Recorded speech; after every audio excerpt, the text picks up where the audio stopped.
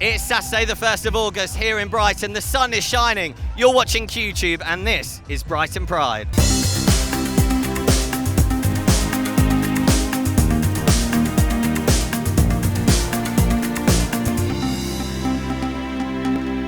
So I'm here in Russia. I'm not really, it's Preston Park. We're here for Brighton Pride 2015. And earlier on today, before the park kicked off, as is tradition with Brighton Pride, we had a magnificent and rather fabulous parade going through the city. But it was a little bit late turning up to the park this year. And we've got our very own Dame Amy there to find out what on earth is going on. Hello, good morning. We are here at the start of the parade of the 25th anniversary of Brighton Pride.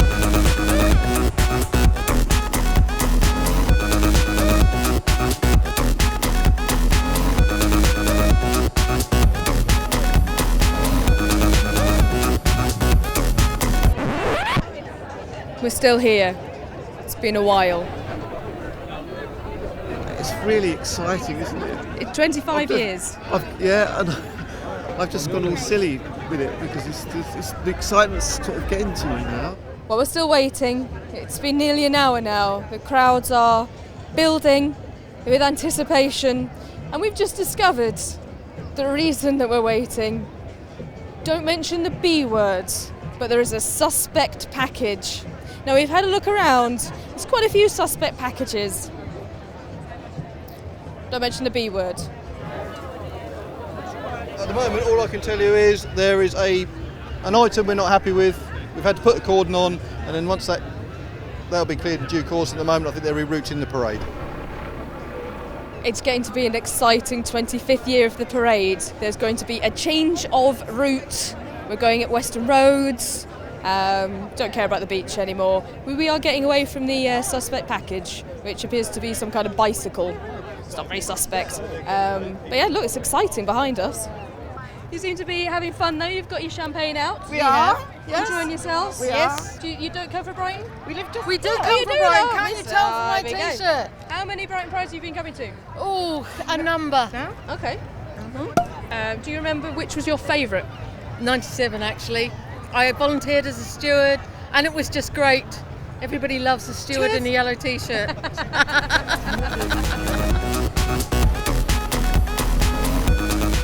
And we're off eventually. We're an hour and a half late, but spirits definitely haven't been dampened. Everyone's still having a great time. The sun's out. We're off. Woo!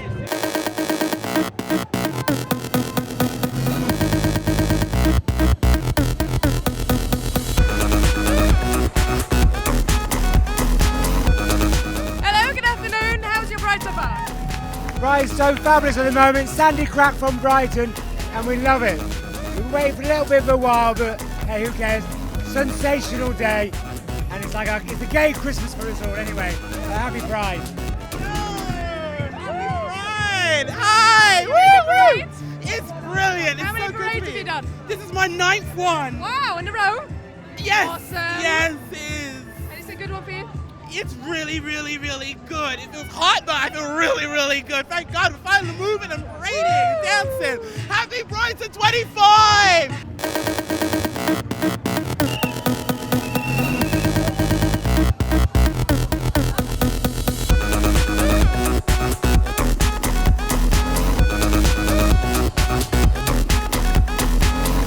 Outside Tatchell Square on Western Road. It wasn't meant to come this way, but there was a diversion.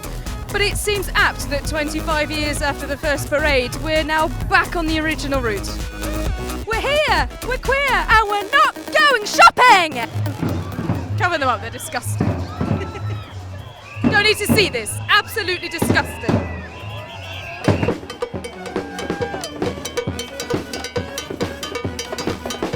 How's your pride going? I'm so hot, but that's not just today, it's every day.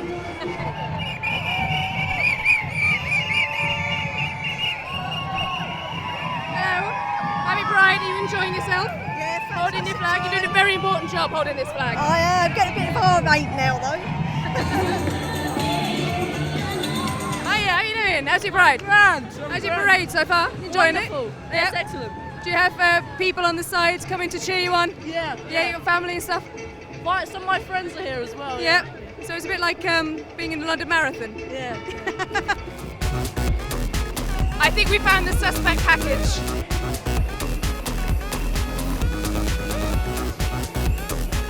How are you enjoying yourself today? It's brilliant. It's so much fun. Everyone's so happy. The sun is shining. We're riding roller skates. Absolutely. My name is Max. Yep. And what do you have? You have something desperate to tell me. What is that? Look at that camera. Tell the camera. From today, I love being gay.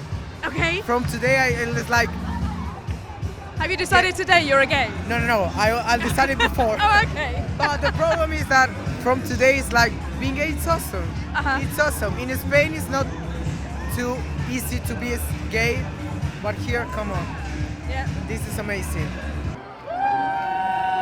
Especially warm. It is rather warm. We've been kept warm by the uniqueness that makes diversity. Very nice. So what you're representing, you're being diversity personified. That's right. So the theme is Harlequins. So the Harlequinade for Carnival, showing each individual's disabled people with different colours, ethnicity, quite a bit of us in here over the years. All of that making up diversity indeed.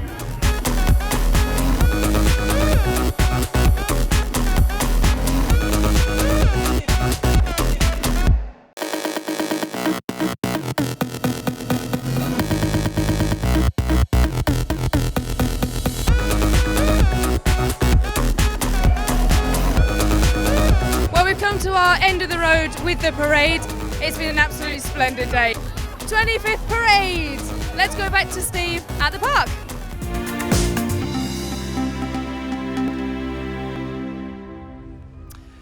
So we are backstage here at Brighton Pride, and I've heard a little rumour that inside this toilet is none other than Ruby Rose from Orange is the New Black. She's been in there for about 15 minutes, but I think I can hear her. Is that a flush? Oh. It's Vince Venus, everybody. Vince. All right? I'd give that 10 minutes. Good. Call it 15 just to be safe. Now, speaking of 15 minutes of fame. We know you very well from Britain's Got Talent. And you're going to have another chance to impress later on today when you take to the main stage. What can your adoring public expect? Well, I mean, they saw a flash. They saw a little segment of my brilliance. But today, they're going to see the full range. And by full range, can we expect your full set list? I mean, how long are we anticipating your performance? Because the last one was cut a bit short with the buzzers. Well, I told the organisers here backstage that I'm doing one song, but I've given the producers 20. So I'm going to go for an hour and a half set. But I think people know me as like a quality singer, but there's so much more.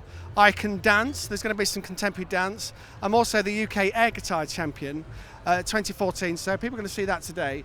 So I'm going to, change a few minds, I think. You could say you're the total package. Yeah, don't look down, it's not pretty. Vince, cannot wait for your performance. We'll catch up with you afterwards. It's been a pleasure. Please welcome Vince Venus!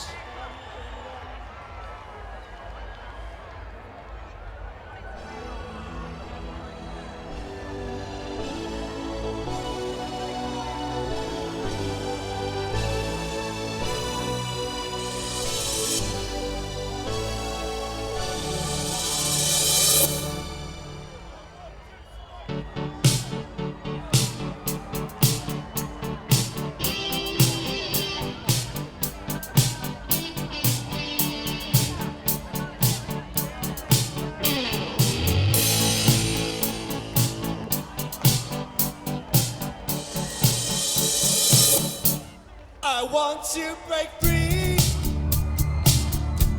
I want to break free. Fuck's sake. Again. So as ever on QTube, we've got a scoop. We managed to grab Britain's Got Talent superstar, Vince Venus, fresh off the back of his performance on stage. Vince, I think it's safe to say that was short and sweet. Mixed feelings, really, Jonesy. Yes, they buzzed me off again, which is rude, considering, they haven't even paid me to be here. But on the plus side, I did sing an extra line, and so as an artist, I've got to see that as progress. Yeah, I timed it as an increase from Britain's Got Talent from 10 seconds to 13.3, which is real progress. But I mean, is this the end for Vince Venus, or are you gonna?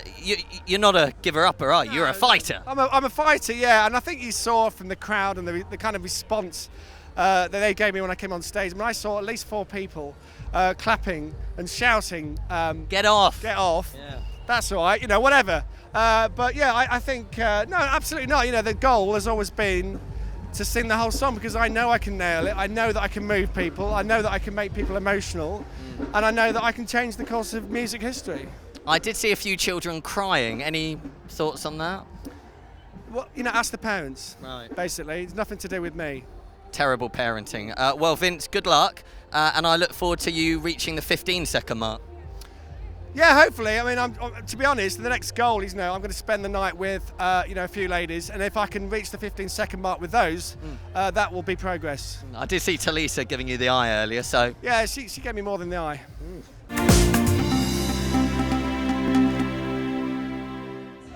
So loads still to come on QTube. We're going to be finding out what happened at Trans Pride. We're going to be checking out the cabaret tent, and we're going to be catching up with the man, the myth, the legend that is Fatboy Slim. We'll see you in a few minutes.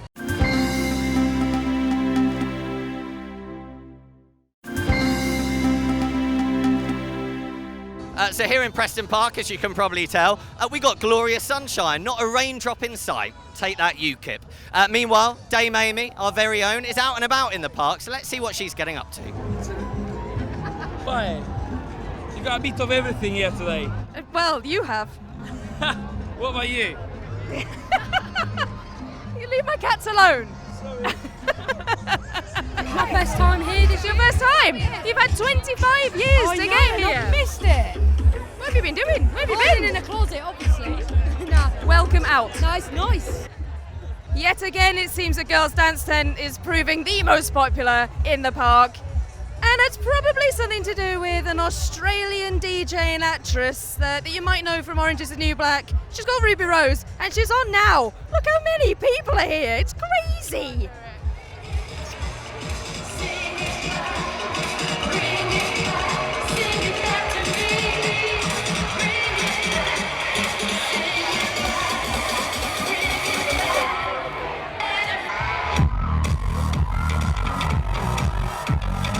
So Brighton Pride isn't just about the park event nor the parade this morning. There's all sorts of events that happen in the build-up around the city with film and arts festivals, and we sent our very own Torsten down to Jubilee Library to check out one of the exhibits. 2015 marks the 25th anniversary of our beloved Brighton Pride. To celebrate, here at Brighton's Jubilee Library, the organisers have curated an exhibition of hundreds of photos collected from the community showing Pride from its inception in 1990. Let's go and see what's going on. Well, it's Brighton Pride's 25th anniversary, so Brighton Pride commissioned us to get together a montage for the finale for the main stage on the 1st of August. And then so much imagery started to come in over the months we were looking for it that it seemed a shame to just squeeze it into 4 minutes. So we came up with the idea of this collage and having it here at the Jubilee Library. GC Magazine were incredibly helpful, so was Real Brighton and Sam Milford. Danny Aarons, who was part of the organising committee in 1991, she had an amazing archive, paper archive, which was like gold dust, really brilliant to go through. She's even got memos, you know, 2 weeks before Pride 92, find venue. So how times have changed, yeah, really. It was great, you know, the tiny budget, the fight they had on their hands. So that was a real amazing source of information. And then just keep asking, and people started contributing stuff. Yeah, I don't think anybody was, oh, I don't want to do that. I think actually once people found out about it, they were quite keen to contribute and see themselves. I think it's really important that there are every aspect of the community involved, and you can see as you go through the collage over the years that gets more and more diverse, more people involved. Got some Trans Pride representation on here, every aspect of the community, professional, business, campaigning, voluntary. So to get everyone involved pictorially, I suppose, just to represent everyone it was a bit of a mission, but we got there in the end. It tells us where we've come from, the fight we had to get here, and that it started as a very diverse, angry. It was born out of the anti-Section 28 campaign and the marches they had, and a community was born from that, and so Pride was seen as the next step, Brighton Pride. And you can see through the photographs that it kind of develops into a celebration. And what I like about it is over the last few years, it's really got its campaigning soul back again. the LGBT Russia support campaign. People need to be aware that we're very lucky here, but we need to be aware of what's actually going on elsewhere in the world. So Brighton Pride has definitely still got a big voice. It's in our lifetime some of this stuff was happening. LGBT rights, equality, etc. A lot of that didn't happen until the early 2000s. It really is just yesterday. So we've still got a long way to go. And if you look at the trans community, they still have a long way to go with equality. So, the fight's still needed.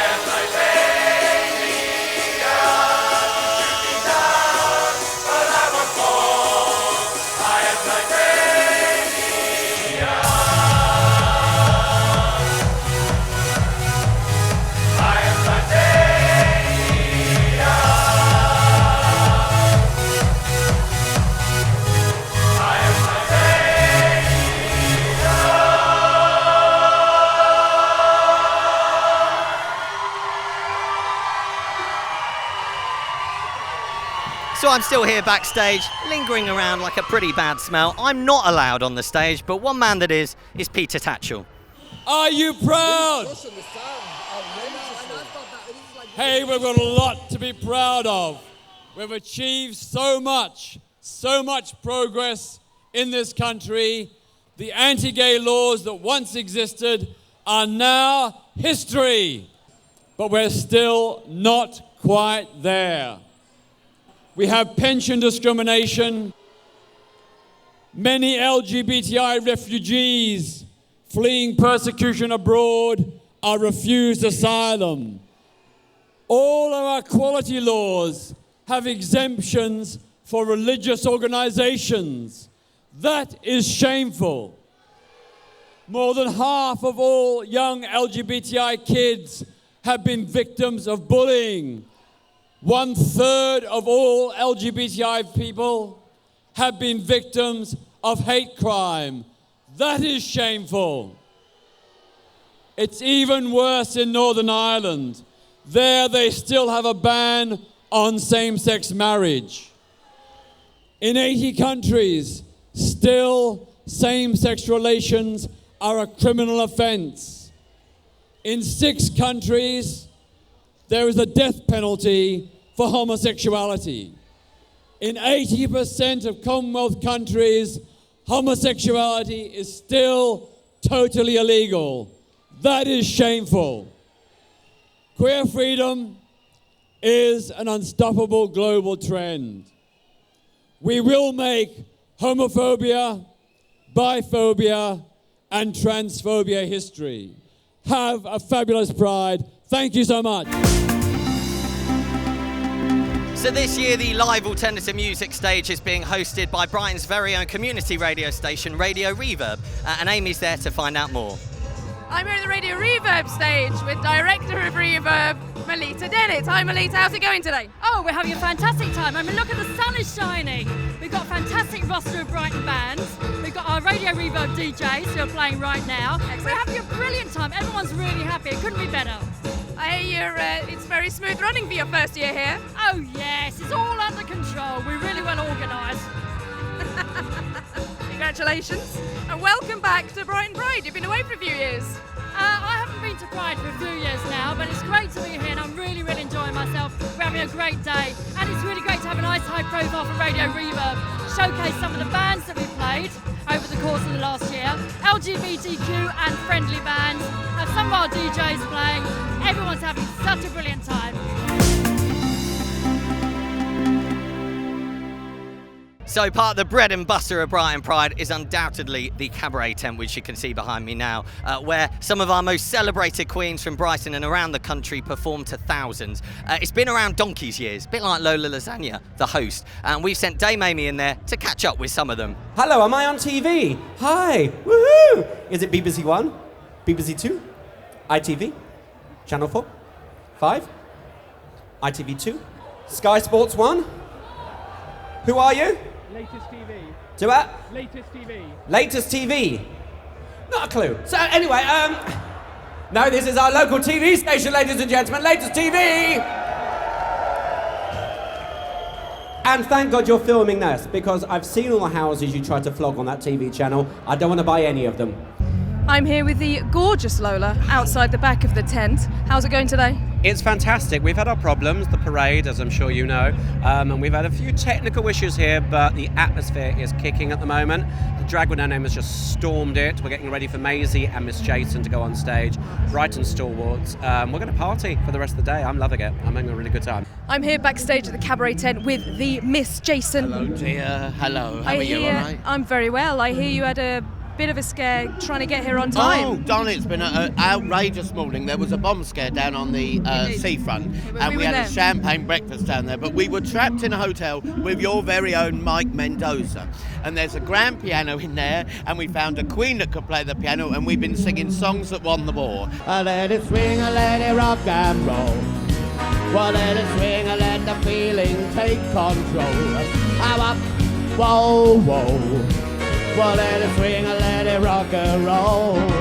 Let it swing and let it rock and roll. Well, let it swing and let the feeling take control. I'm up, whoa, whoa. Well, let it swing and let it rock and swing and let it rock and swing and let it rock and roll.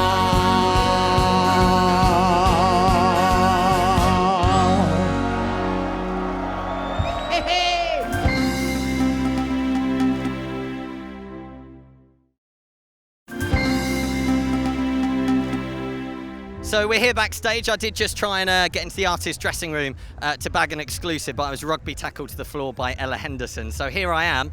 For the moment, though, we're going to check out Trans Pride. We've got the Trans tent here at the park event, and Torsten was there last week for the main event. Hello, we've got bunting. It's the third ever Trans Pride here in Brighton, this year in Dorset Gardens in the heart of Kemp Town. Brighton leading the way, yet again putting the T firmly in LGBT. Let's go and see what's going on. Here we go. Stand by your trans and show the world you love them. Keep giving all the love you can. Stand by your trans.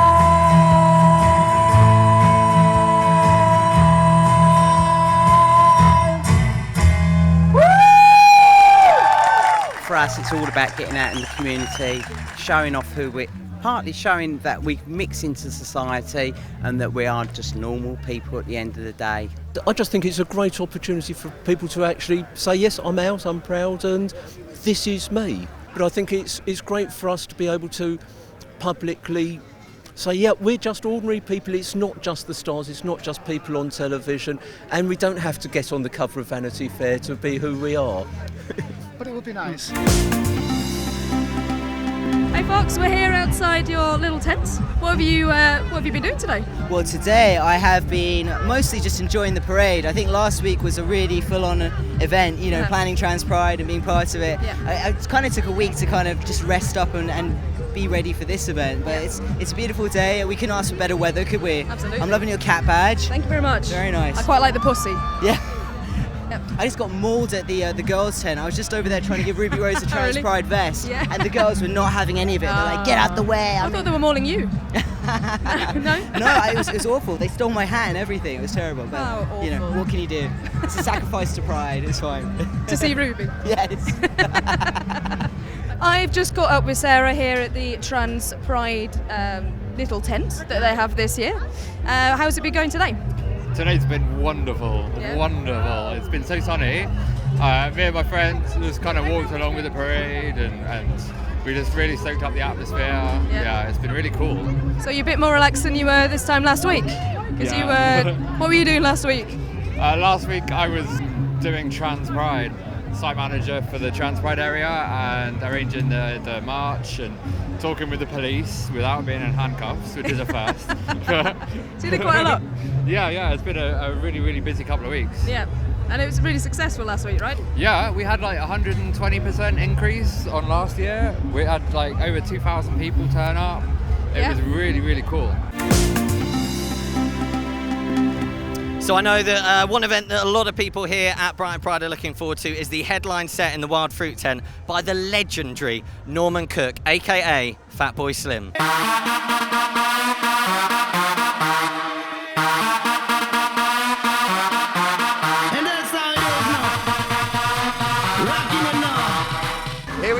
Here we are again at Pride. Ladies and gentlemen, boys and girls. I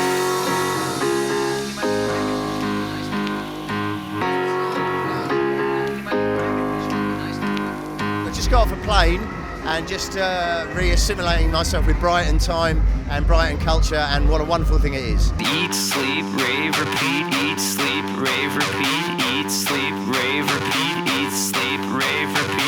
I played in Gallipoli in Italy last night and Mykonos the night before, just as a little warm-up, but this is the main event.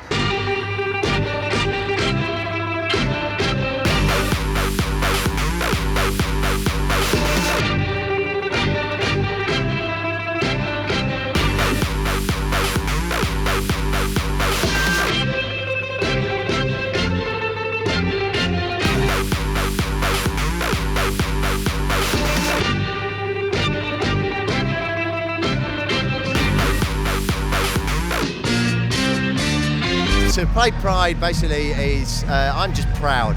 I'm very proud of this city, I'm proud of the LGBT community, I'm proud of the fact that probably, especially when they have the procession, there's not many cities would let people parade like that in your face going, hi, I'm dressed as a woman, deal with it. And all the people of Brighton come out and cheer, and I bring my daughter out.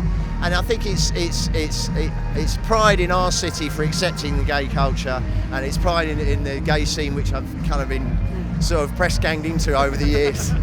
Your ass took the treble, the bass. Your ass took the treble, the bass. Your ass took the treble, the bass. Your ass took the treble, the bass. Your ass took the treble, the bass. It'd be like cheating on Brighton if I went and did one in London or Manchester.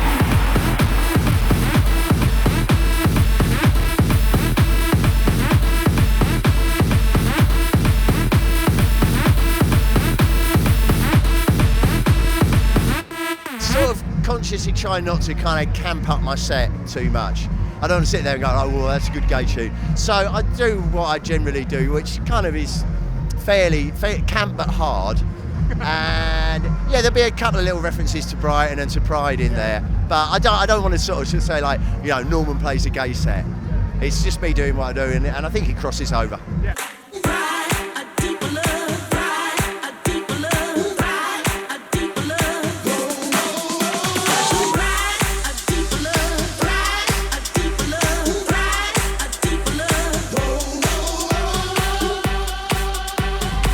Don't do it every year because then it become boring. But so yeah, it's still an occasion, and it's still as fruity and flamboyant as ever. Put your hands up, Fatboy Slim.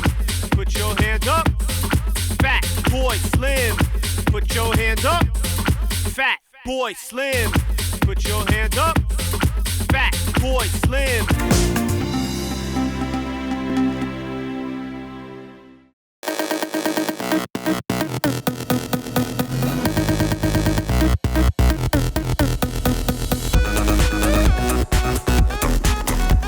The regular Pride event is the street party, which sold out on Saturday and continued on Sunday. In total, more than 250,000 people attended Pride over the weekend. Every Pride I've been on the last 10 years, and each one's got better. And this one was the best of all. We got married, and I say what we ought to do is congratulate Count David Cameron for making it possible. As far as I was concerned, I would have married him the day after I met him. And that was nearly 20 years ago.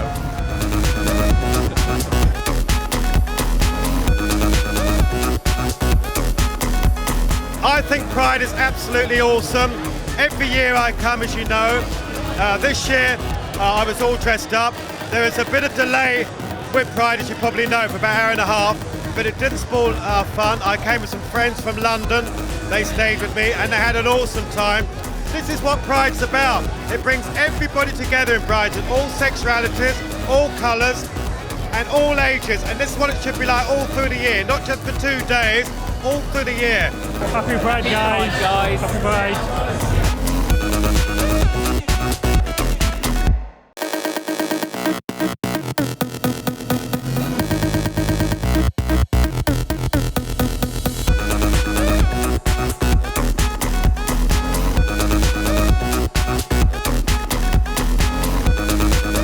That's pretty much it for the park event here at Brighton Pride 2015. My name's Jonesy, you've been watching QTube. Stay tuned though, because up next, a specially commissioned Pride documentary called We Are Pride. Meanwhile, I'm going to run on stage naked during Talisa's set. See you later.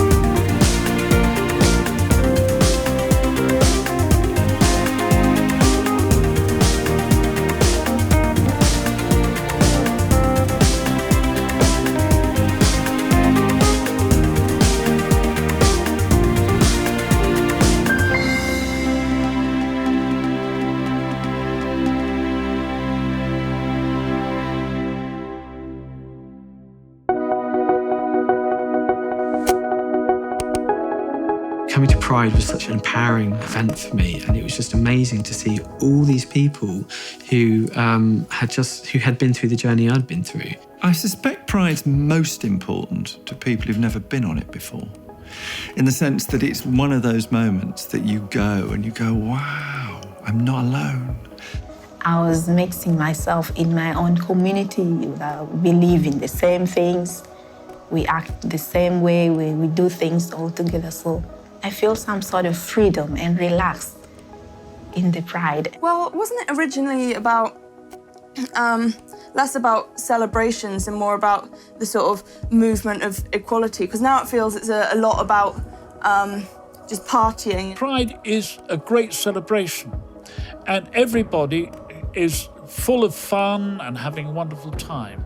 But behind it all, there is a serious message that's been there from the very start. It's us saying we have a right to exist. We're gaining equality, but there's still such a long way to go for people to genuinely be accepted equally within society and not just sort of, you know, legally being allowed to do the same things. They're still not feeling completely accepted.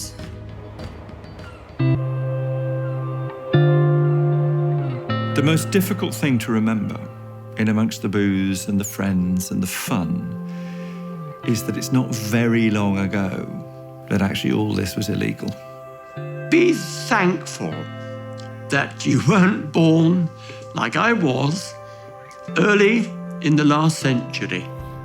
I didn't know what it was, but I had these feelings that I wanted to dress as a girl, I wanted to be a girl. In those days, they had a list of everyone that was gay in the locality. And if you were on that list and you happened to be in the wrong place at the wrong time, you go before a magistrate, you automatically found guilty. I got married and had children. It didn't go away, it just was there always. It wasn't a day goes by without me thinking about this. When I thought to myself, George, come on, I spoke to myself, you lived a lie for 40 years of your adult life. It's about time you stopped. Of course, it had to be repressed because society at large wouldn't accept anything like that in any form. Finally, coming out was terrifying, and it took a lot of determination on my part to do so. But with Gay Pride and the applause and the shouts of approval and bravo, how could I not feel wonderful? For the first time in my life. Being able to transition completely and properly in every respect There's only one word that describes it: euphoria. Absolute euphoria. I took the bull by the horns and became the oldest gay in the village. It's a release into a world that you only imagined up to then that you could enter.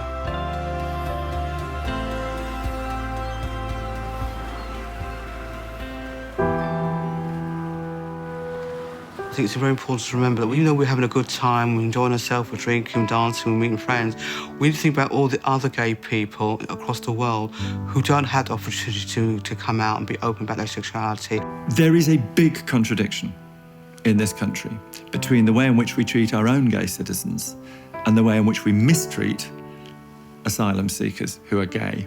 I came to the UK because I'm running away from persecution in Uganda. Originally, I come from Uganda. I was put in a prison just because they thought I was promoting homosexuality. In my home, my family totally rejected me. I had cigarette burns all over my body, fresh wounds. I was really, really afraid to live there in Uganda. That was what was in my mind, that if they don't kill me, I'll kill myself. We are very, very bad at accepting asylum seekers from other countries where they are in danger. I had a bad experience at the interview at the Home Office. I felt some sort of homophobic reaction from the interviewer.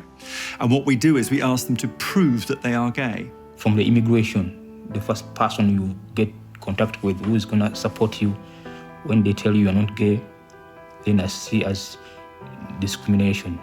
Because I'm black, I can't be gay. And then I said, I'm seeking asylum because I'm running away from persecution from Uganda because of my sexuality as a lesbian. As I was saying that, she was writing, looking down. Once I mentioned as a lesbian, she looked at me and said, do you know how many I've heard of about that today? You don't know even if these people you're talking to are human beings or not, because the question they're asking, they don't make sense whatsoever. I did the interview and it's been 1 year now, so I'm in the process of waiting. So I lost trust in the system, I lost trust in everything. Well, there's a fashion at the moment that sort of says here in the UK, we're done. You know, all the boxes have been ticked, we're over. And I don't think that's true. I just think the thing has changed. For me, it's about not so much at the moment this country, it's about abroad. Even if I'm not being granted asylum, I will continue fighting for my rights as an activist of a gay community. Homosexuality is still criminalised in nearly 80 countries around the world. Like I say, I come from Jamaica. There is no gay pride. And, you know, if you try and organise one, it's not going to happen. More than half of these countries are members of the Commonwealth, which is an association of nations that has a charter which pledges commitments to human rights and personal freedom. There's nothing for us back home. Nothing. It is absolutely outrageous that 80% of Commonwealth nations criminalise same-sex relations. Here in Britain, it's important us to be seen that, you know, we're not going to be afraid, that we are here, and you're not going to deny our existence. Something very interesting is happening in the world. And it's easy to focus on the negative, to see the anti-homosexual bill in Uganda, the way in which President Putin is behaving, to use but two examples. And it's easy to look at that terrible negativity and draw from it only a negative conclusion. But ironically, the reason that they're being so conservative and so reactionary is that we're growing. The genie's out of the bottle. There are activists now in countries where 10 years ago you wouldn't dream of there being activists. And so this repressive reaction is actually a reaction to increasing power, increasing visibility. So in a sense, what's happening in the world is the emergence of a really global gay movement. And that's very exciting.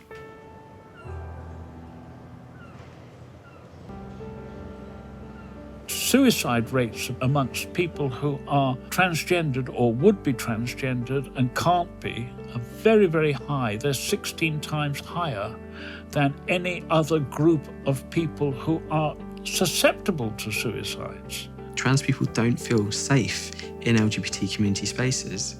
But it's not a problem that's exclusive to trans people. A lot of bisexual people don't necessarily feel safe in LGBT spaces.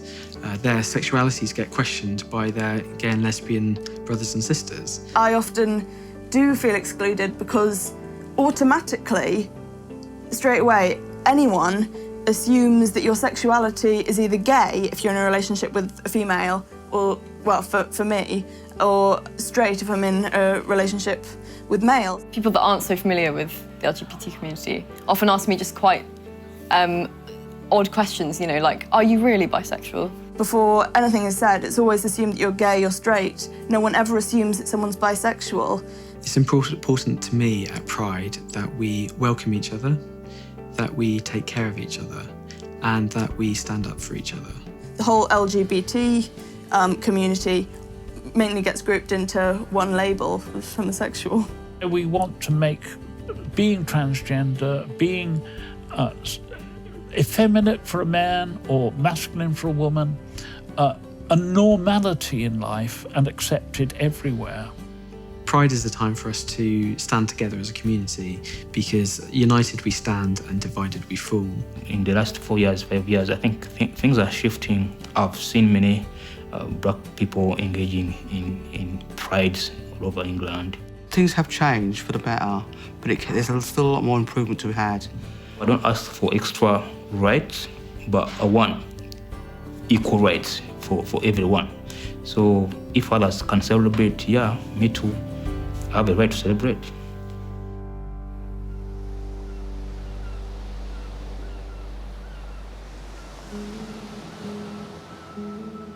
Our kids are not born racist, sexist, homophobic.